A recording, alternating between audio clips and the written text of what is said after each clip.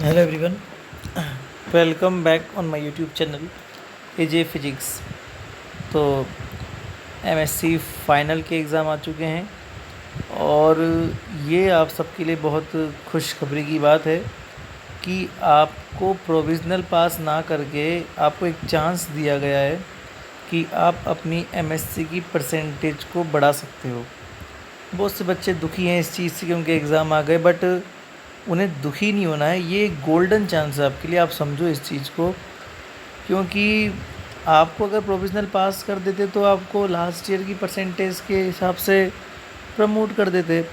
और आप सब जानते हो एमएससी प्रीवियस में परसेंटेज बच्चों की कम बनती है, क्योंकि बच्चे नए नए हिंदी मीडियम से आते हैं और उनको पता नहीं होता कि इंग्लिश में कैसे क्या करना है, तो उन्हें समझ में नहीं आता, आइडिया नहीं होता। मेरे साथ खुद यही हुआ था कि एमएससी प्रीवियस में मेरी कम परसेंटेज थी, बट फाइनल में मेरी बहुत परसेंटेज थी। तो फाइनल में परसेंटेज बढ़ती है, थ्योरेटिकल पेपर होते हैं, सीधे आंसर लिखने पड़ते हैं आपको, तो परसेंटेज बढ़ती है।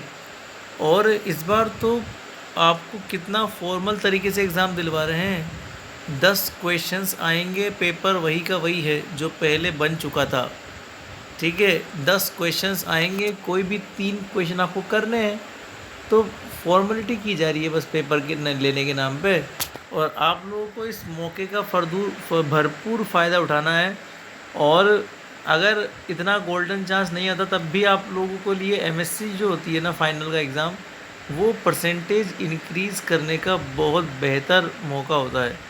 तो आप लोग एग्ज़ाम दो, मेरी शुभकामनाएं हैं, और आप बहुत अच्छा परफॉर्म करके आओगे। और जैसा मुझे पता है कि एग्ज़ाम जब पोस्टपोन्ड हुए तब आप लोगों ने पूरी पढ़ाई कर ली थी, मतलब आप लोग साल भर पढ़ रहे थे। और जो मेरे पास पढ़े हुए हैं, ऑब्वियस सी बात है वो साल भर पढ़े हुए हैं, उनको मैंने मिनिमम 6 यूनिट्स तो करवाई है सबको, 8 यूनिट्स में से। तो आपको 6 यूनिट पढ़ने को बोला भी था, और उन्हीं में से एक क्वेश्चन आपके बनाए गए हैं। बाकी अगर मान लो आपको बहुत से कोई डाउट है कि सर हम 3 पढ़ जाएं क्या, 3 यूनिट्स में से 3 क्वेश्चंस आ जाएंगे, तो ऐसा नहीं करना। ज़रा सी लापरवाही बहुत भारी पड़ सकती है, ठीक है ना। अगर आप लोगों ने साल भर इतनी यूनिट्स पढ़ी है तो थोड़ी सी दिन और पढ़ लो। और मैं आपको इम्पोर्टेंट क्वेश्चंस दे ही रहा हूँ, तो ऑब्वियस सी बात है इनमें से भी आपका काम बन जाएगा। तो चलो 6 नहीं, कम से कम 5 तो पढ़ो। खुदा न खास्ता मान लो एक क्वेश्चन आपको ना आया तो दूसरी यूनिट में से आ जाएगा। इसलिए थोड़ा सा आप लोग पढ़ो, ठीक है। गोल्डन चांस है, परसेंटेज इंक्रीज़ कर सकते हो आराम से। इसलिए फुल डेडिकेशन से पेपर दो। आप लोगों ने साल भर पढ़ाई करी है, 1-2 बार रिवाइज़ कर लोगे तो याद हो जाएगा।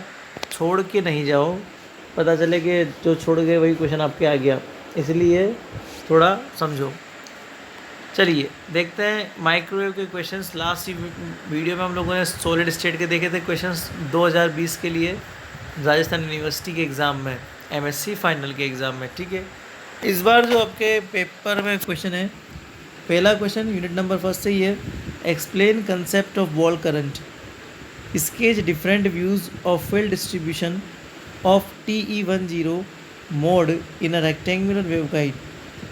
How can we excite TE10 mode in rectangular waveguide. तो ये क्वेश्चन है। दूसरा है solve the Maxwell's equation to obtain expressions for electronic and magnetic field, electric and magnetic field distribution at the aperture of a circular waveguide.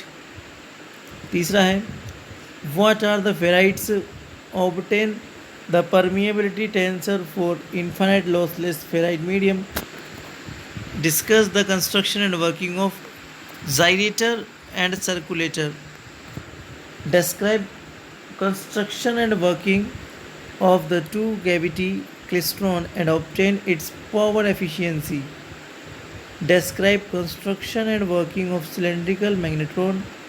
Obtain Hull cutoff condition. Question number 5 है write the short notes of mode jumping in magnetron, beam focusing of electron, velocity modulation and bunching. Next, what are special properties of high field domain? Explain LSA mode in gun diode. अगला है draw equivalent circuit of parametric up converter amplifier and obtain expression for its gain. Obtain expression for its gain under ideal condition. Question number 7 है describe construction working of a directional coupler. Discuss the properties of a hybrid T junction. अगला है show that the LOS communication range for a direct wave under standard atmospheric condition is given by D is equal to 4.2 under root HT, that is the height of the tower, plus under root HR, that is the height of the receiver, km. ठीक है. अगला है describe conditions and importance and frequencies allocation for satellite communication. अगला है derive an expression for capacitance of a linearly graded PN junction, hence explain how this device used as a vector. Derive noise figure and obtain an expression for the noise figure of a parametric up converter. Draw noise circuit of a negative resistance parametric amplifier. Obtain expression for noise temperature. तो ये कुछ questions हैं. Second paper आपका microwave का है, तो उनको ध्यान में रखते हुए आप ये क्वेश्चंस कर लेना, ठीक है.